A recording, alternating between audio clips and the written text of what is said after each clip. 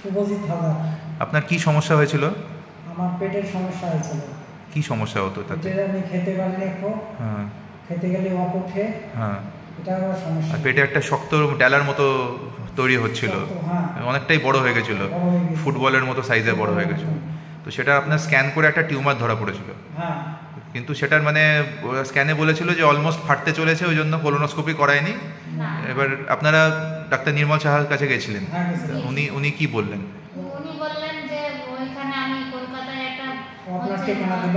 আচ্ছা, তো ওইখানে গেলাম, কি আপনার সঙ্গে পরিচয় হয়ে এখানে আসলাম বহরমপুরে, মৈনাক চক্রবর্তী। হ্যাঁ, সেখানে দেখি উনি বললেন যে কস্তুরী নার্সিং হোমে দেখাতে। আপনি বললেন যে এখন অপারেশনটা হবে। তো অপারেশন আপনার তো হয়ে গেছে, এখন আপনি সুস্থ আছেন। আপনি আপনার টিউমারটাকে দেখেছেন একবারও? কেমন সাইজ ছিল? বাড়ির লোক দেখেছে?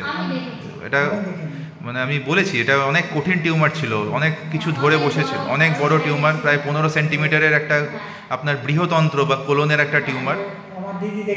হ্যাঁ, এবং আমরা এটাও বলেছিলাম যে হয়তো একটা পেটে মলদার বার করতে হতে পারে, কিন্তু সেটাও প্রয়োজন হয়নি।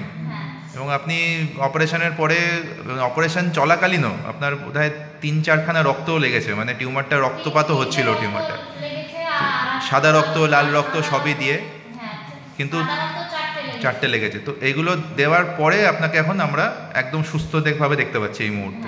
তো আপনি বহরমপুরের লোকেদের জন্য আপনার মন থেকে বলুন যে যারা ধরুন কোনো রকম টিউমার রোগে ভুগছে, তাদের কি করা উচিত, কোনটা সঠিক জিনিসটা, সেটা আপনার কি মনে হয়? অনেক মানুষকেই বলেছি যে আপনার পরিচয় দিয়েছি, যে ওনাকে দেখালে মানে অনেকে সুস্থ হতে পারে, যাদের মানে এই মানে ক্যান্সার রোগ মানেই যে আমার সব শেষ হলো তা নয়, যদি ঠিকঠাক চিকিৎসা করা যায়, ঠিকঠাক অপারেশন করা যায়, তাহলে কিন্তু সুস্থ হওয়া যায়।